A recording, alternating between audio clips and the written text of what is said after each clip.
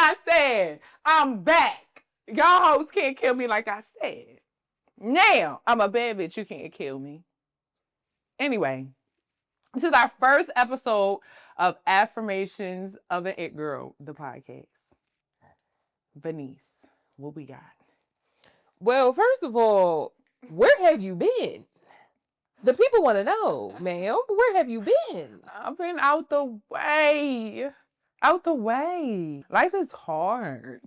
It gets hard. And I think I just needed some time to gather my thoughts, what I had going on internally with business and everything, and then being on a healing journey. Because it's not a single day, once a week, twice a week type of thing. This is a lifestyle, long-term commitment.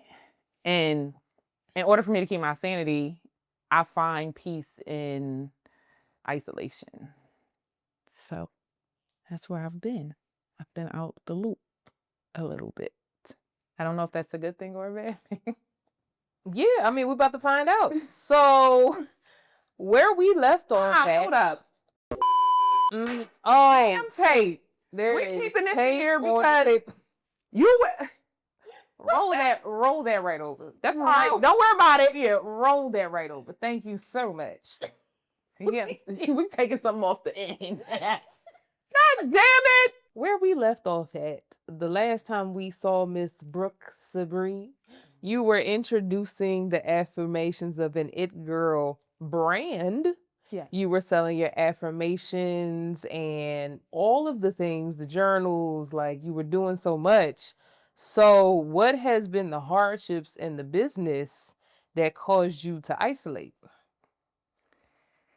Trying to scale business. Like when you're new to entrepreneurship, you don't understand like the ins and outs of it really. People that aren't on that same journey as you, they wouldn't understand it. And even if you're new on that journey, you don't really understand it. Like you have a vision, you have a goal, and you may be in your creative space and it's just like go, go, go. But there's operations behind that, right? That helps you get to that point.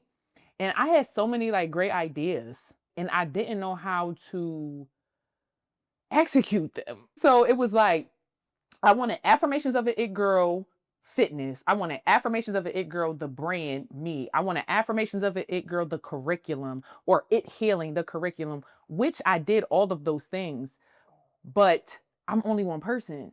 So I was in the midst of making the money and spending it. So I'm trying to make the money, spend the money, and make everything happen. And it just seemed all too overwhelming for me at that time. And I think I reached great success in levels to the point where I deserve a pat on the back because I launched a brand. I came up with a brand in September, October. I launched it in December. You understand what I'm saying? Like people's not doing that. Real products. You know what I mean? My turnaround time was like this. So I didn't understand like after you launch it, you got to keep it popping. You got to keep it familiar. But then I had all these other ideas that I wanted to execute and I didn't have a team. So that was really hard for me. And I did have someone, Shaquay, shout out to Shaquay. She was a huge help. And everybody that helped me launch the It Girl brand, every girl, every ambassador that I reached out to, every friend or creator on Instagram, TikTok, whatever, that helped me launch my brand, they would forever have a special place in my heart because it was something special to me that meant the world to me that they didn't have to give two shits about. And they did. And so I can never pay them back enough for helping me with that. But after the hype is over, what's next? And I also realized that I wasn't done healing. Yeah, sip it on it. So what did you realize you weren't done healing from? Hold on. Yeah. Take your time with me now. Take it. So when I first started my healing journey, I was healing by myself. And so when you're healing by yourself, you isolate. And well, for me, I isolated. So I isolated myself from worldly things, right? So that's the going out, the clubbing, the dating world, the dating scene. I isolated myself from all of that to really tune into me. And that was the best and most spiritual journey that I've ever been on in my entire life that I've ever experienced. And working out like a consistent schedule and routine, eating healthy, So I did all those things, but it was by myself. And I ended up getting into a dumbass relationship. I don't even call it dumb. You know what? I'm going to change how I talk. I ended up getting into a relationship, period. I'm going to leave it at that. I ended up getting into a relationship that I wouldn't necessarily consider a dynamic that I would partake in. And I realized in the relationship that I had a lot of issues and problems with myself that I didn't notice because I was healing by myself. And a lot of times we think we need to heal by ourselves, and you think that you don't need the help of others just because you need that time to grow. And within that relationship, I learned that I do not have it all figured out. I'm still very much fucked up. Like I am right now. I'm very much not together at all like I thought. And I have this brand that I'm pushing that I'm trying to speak life and love into women, and I'm not portraying that 100%. And so I felt like I couldn't push the brand like I wanted because I was distracted. In the beginning of the relationship, he was a good distraction. Toward the end, he became a bad distraction. All in all, those are all distractions. And so I stepped away from what I had going on to entertain love, which I'm a lover. People don't know that about me, but I'm a lover. I love love. And was optimistic to a relationship that didn't suit me, but I learned a lot from. The issues that you realized about yourself while you were in that relationship, what were they?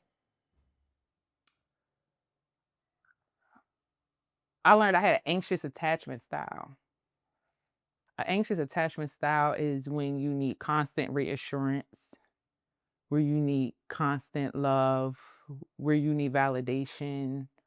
It's belittling yourself to appease the other party. It's keeping quiet to appease the other party.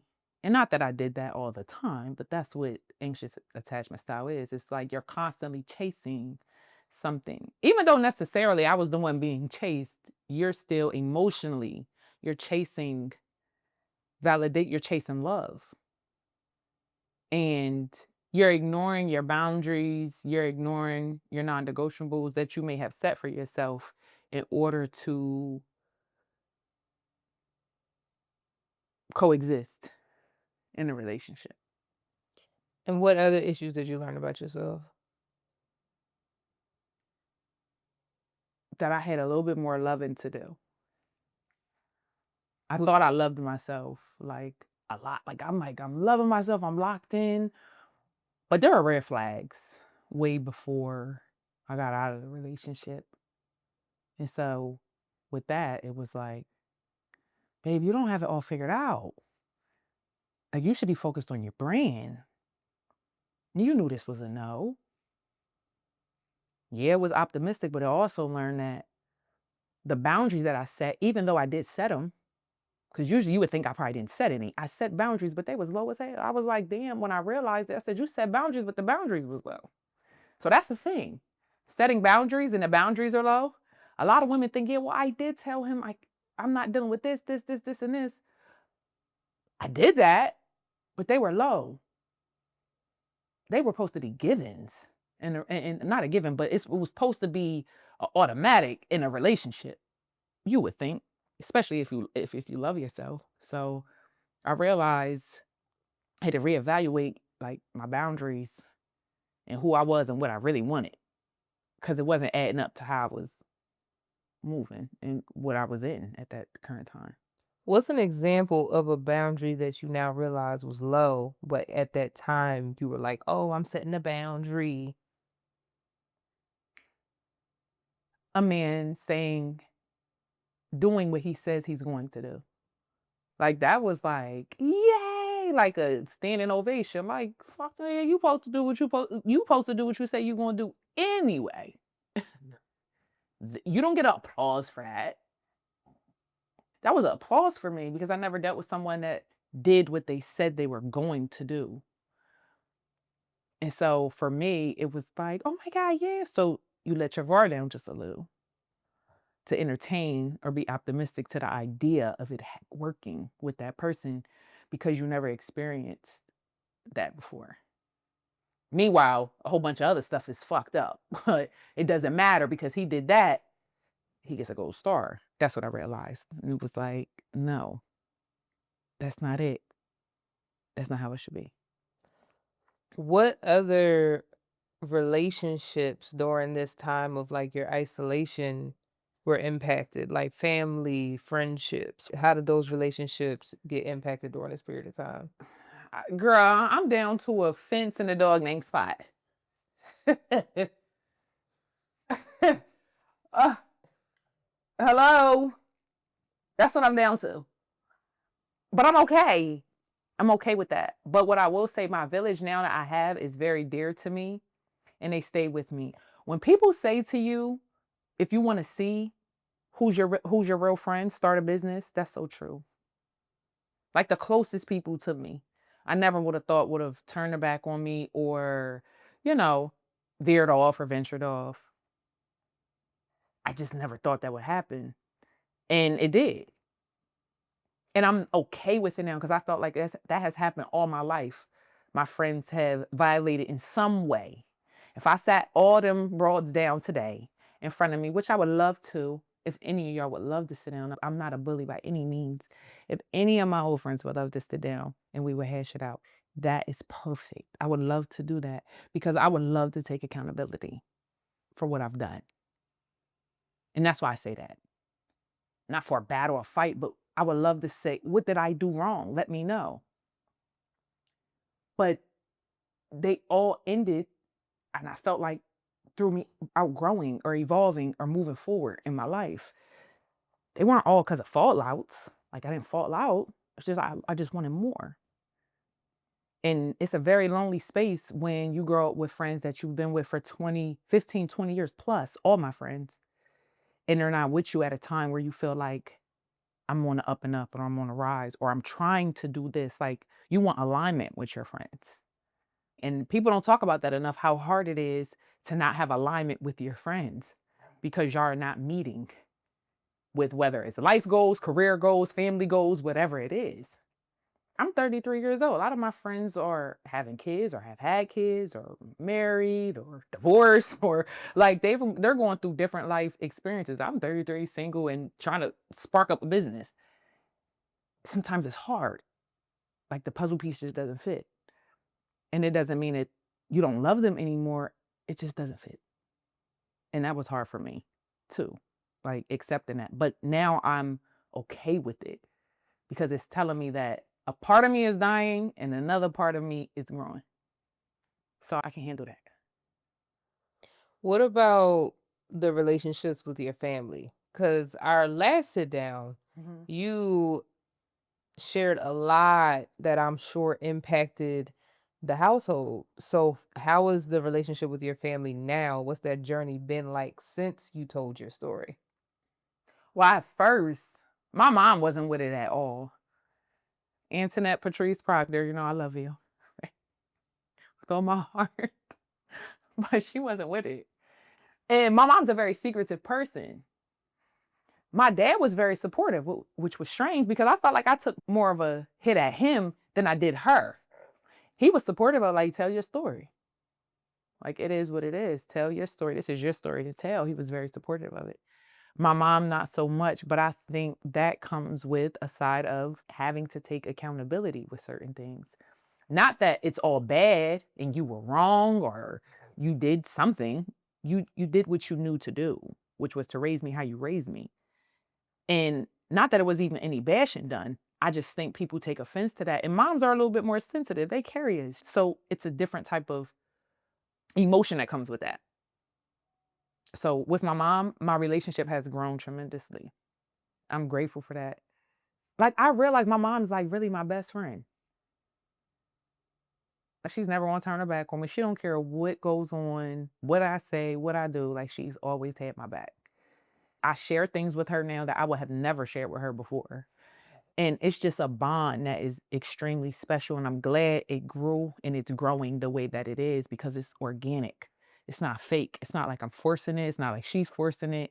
Like, it's a beautiful transition to see from how we were when I was growing up and in high school and how I am as a woman.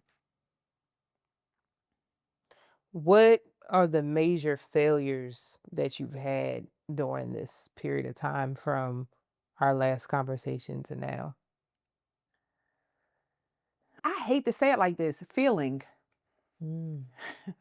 You almost got to be numb and focused, and it's got to be tunnel vision or listening to what other people want, veering off of what you have already planned. And I'm going to give you an example. I started It Girl Boot Camp, right? Not off the strength that I wanted to. I started it off the strength that other people wanted me to do it. And I wasn't ready. And I knew I wasn't ready because I was posting my workout videos and I had a lot of women hitting me up like, yo, I want to work out. You should start something. I want to work out with you. And not to say that they didn't want to work out, but they may not have been as serious as I was or on a path that I was. Like, I'm up at 5 in the morning working out. I'm not fucking around. I'm not playing around. You know what I mean? Like, it may be play for y'all right now, and that's okay because I was at that point too where I was like, I want to work out, I want to work out. And then 5 come and I turn my alarm off. But this is serious for me. So I allowed what everybody else wanted to determine like what I did with my business. Like, I wasn't ready to start that, but I did. And you know what grinds my gears? I'm not trying to get off. You know I'm going to say it. You know I'm going to. How many women reached out to me to be a part of It Girl Boot Camp versus how many women actually showed up? And I learned to not take that to heart, right? Because people have other lives, they have other things going on. This is your baby, this is your business. So even if they don't show up, so what? And in the beginning, I would say it did bother me. It bothered me. And I also would say, launching a brand, I almost felt like I couldn't be myself. Like, I'm me, I'm wild, I'm crazy, y'all know that. I'm gonna say what the hell I want to say, how I want to say it. But I felt like everybody put me in a box, and maybe that was my subconscious mind telling me that I couldn't be a certain way. Because nobody actually even ever really said it to me. Maybe it was me. Maybe I'm at fault for this, for thinking this way. But I almost felt like everybody thought that I was the lady in the house with incense burning candles. Like, I wasn't me. I didn't know how to separate me and my character and my personality versus me running a business. Because me running a business almost made it seem like I couldn't be me. Like, I couldn't be funny. I couldn't curse a little bit. And don't get me wrong, I understand that parts of me and versions of me have to die in order to evolve. I get that. But I don't want to change me. I don't want to change who I am. And I felt like that's what I was doing in order to run a business. And so that's why I was like, you know what? What was I great at? I was great at talking shit. Y'all know that. I'm great at talking it, right? And being it. Don't get it. Do you got it? Don't mess that up. I'm great at being both. But in that moment, I felt like everyone was looking at me to be a specific way. And like I said, it could be my thoughts, my subconscious mind, my negative thoughts saying that. But I didn't feel like I was living up to that lifestyle as well because I was still going through things. So, What lessons have you learned on this journey from our last conversation to now? so the lessons that I've learned is that your journey is specially created for you and that no one else can determine how that journey goes. And along that journey, you're going to mess up a lot. And you have to be okay with messing up. And it's not going to be perfect. And you just have to understand that you have to give yourself grace. And if you don't give yourself that grace, you're going to fail. You're going to go back into a depression, or you're going to fall back into old habits, tendencies, or bad choices. You got to be okay with that. You got to be okay with learning from those mistakes that you make and moving forward. And so, in this journey, it's not a quick fad, it's not a trend. This is a life commitment. This is a lifestyle change. And you have to be okay with evolving, and you have to be okay with certain parts of you dying. But I would tell my girls to never lose yourself, never lose your spark, never lose your wit, and don't allow outside opinions or perceptions of what you should be doing to deter you from what you already have going on. That's it. Thank you for watching Affirmations of the It Girl, the podcast. Like, comment, subscribe. We'll see you soon. Bye. There must have been an angel by my